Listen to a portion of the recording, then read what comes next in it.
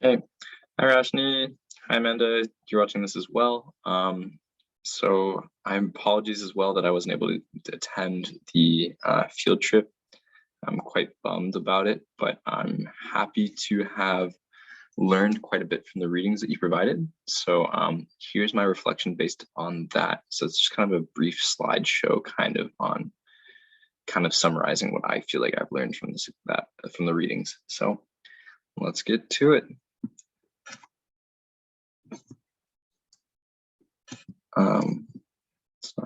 There we go. Okay, so False Creek has gone through an incredible change in the past 150 years. It used to be, what was described as like a beautiful inlet of like estuarine ecosystem, kind of brackish water with like tall old growth coniferous trees on all sides, numerous streams and channels all leading into what was this bay. It has been now a bustling city, bustling urban bay surrounded by numerous businesses, thousands and thousands of people interacting with it daily, and located right next to an urban center. So that transition in and of itself is pretty amazing, and is a pretty common story in today's world. So I found that from the readings, it provides a pretty interesting case example from something like this story and in terms of restoration. So yeah. So as you can see, like, as I mentioned, from in the early 1900s, it was just, heavily forested area, then went through into an intense era of industry and abuse, frankly, abuse. As you can see, like during the 1930s, it was mostly just like, heavy industry and logging booms throughout the whole channel. In the 1950s and 70s, part of it was even filled in to create more space for the city. And now today, you can see it's located right next to downtown and urban center. It's pretty incredible. Yeah. So here's a map just showing as well, like, what the watershed used to look like as I described, the numerous trees, the numerous, like you can see fir trees over 95 meters tall, caribou habitat, numerous streams and creeks, and, probably like the indigenous name for a little good footing and good fishing. It's pretty incredible how rich this place used to be, or supposedly. So, it's an abundant life of the tidal flats in the False Creek estuarine. So, but, as soon as the Westerners arrived, which had an incredibly different mentality, the Westerners here had a mentality of, just development essentially, and like didn't necessarily understand the inherent value of nature. To them, like undeveloped land was useless. So they clear cut everything and it just became like filled in with sediment. And then a couple 20, 30 years later, industry moved in and set up crazy logging industry. And so you can see that like what was once this fertile lake creek is now just been subject to incredible industrial abuse. With toxic contamination of the soils, habitat on the sides, like for marine organisms, this would just be impossible to live. You can also see that here, like what is like logging industry. There's a huge shipbuilding industry, which, as you can see, is on fire. So undoubtedly that also put tons of chemicals into False Creek. And it's just all building the story is like, it's like a landscape that's been through a lot. So in the 1950s, industry left and went to the Fraser River. So all the logging mills that pretty much closed shop and moved. So it pretty much left the creek as a flat and pretty much abandoned land.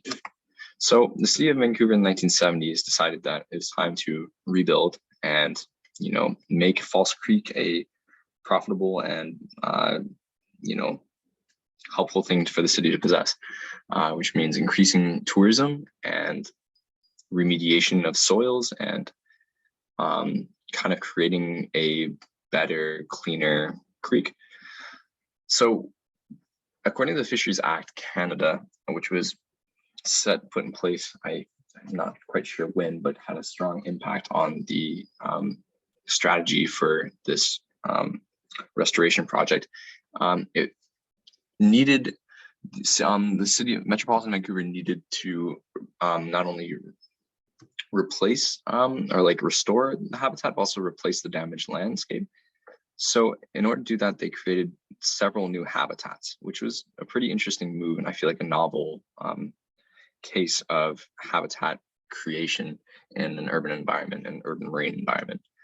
So one of those was Habitat Island. That's the birth of Habitat Island, which is a truly interesting case study, I find, to exemplify this kind of, habitat creation in an urban center. So the park was not only intended for public use, but also to, like I mentioned, support habitat for marine organisms such as intertidal species, salmon rearing, and macroalgae, all that. And it's really fascinating because it's like, how do you go about revitalizing this habitat? It's to get it back to the old growth forest and the tidal salt flat estuarine ecosystem is impossible now that there's a city there. So how can we go about best making a new and novel ecosystem and habitat that is able to function in an area with such tourist industry and just residential demands? So yeah, here you can see like how they put in great work to creating kind of like an ecosystem influenced by natural elements, such as like different types of stones to facilitate different types for salmon rearing and kind of some diversity in habitat. But also you can see here that like there's a footpath going right through it. So it's a pretty interesting balance to have people walking over this habitat and simultaneously be trying to facilitate kind of a natural undisturbed site for inviting species in. And tons of people all over the place. So it's a really interesting balance.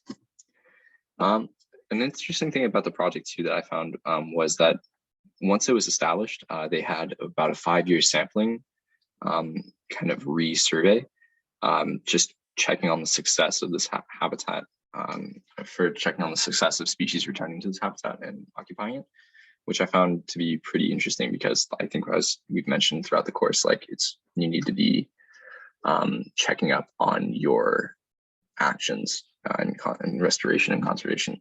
You can't just put something in place and then let it go and close your eyes and move on to the next guy.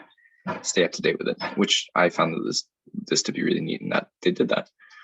But yeah, I just honestly, and now it's an incredibly and then a couple of years later, after that, it's pretty killer habitat. There's birds, sea fish. When the times that I've gone there, I've always found something cool marine organism to see, and it seems like species are moving in.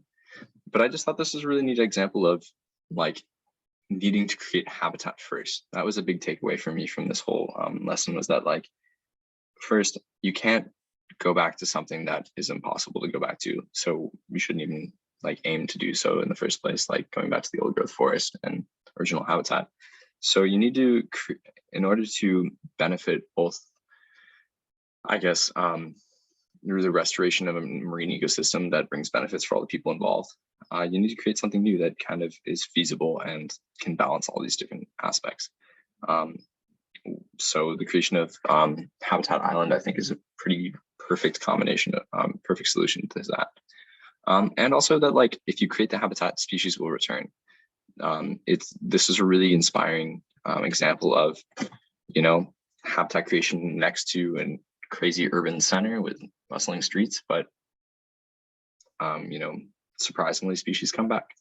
So it's really just because something has been through such an abusive history and is in a setting that you think would be impossible to cultivate a healthy marine ecosystem, it's worth the effort it's still worth the effort, and we can be surprised. And I also, a big takeaway from this is that like the residents of Vancouver benefit from this and have been shown to. Like they're afforded numerous benefits, like they're, and first and foremost, exposure to the dynamics of an ecosystem that fosters an appreciation of the natural condition, and kind of it fosters a mentality of ownership and stewardship, and ultimately people's involvements in the natural world, which I really think is an important movement and push to connect people to the marine environment in their home, like right in their urban center. It's something that I found to be really inspiring that could be applied in many numerous urban areas, or many other urban areas. So yeah, and there's Habitat Island right next to Science Center, right downtown. So I found this honestly to be really cool readings, and even if I wasn't able to participate in the field trip, I still feel like I learned a lot from reading this study. And moving forward, I really just think I'll try to keep this in consideration, and I think this case study will be pretty impactful moving forward. And like I've always, I don't know, I feel like I had an attitude of like, oh, if it's been too much abuse, it's probably not worth it. Move on, start somewhere else, conserve something that may have a better chance of remaining intact. But this has been a pretty inspiring example of like, well, actually nature's incredibly resilient, and just because things have been organisms have been absent for a long time doesn't mean that they can't return or want to. Create the habitat and they will come seems to be the case, and a big lesson I've taken away from this. So with that, I will leave it there, and thanks for listening. So appreciate it.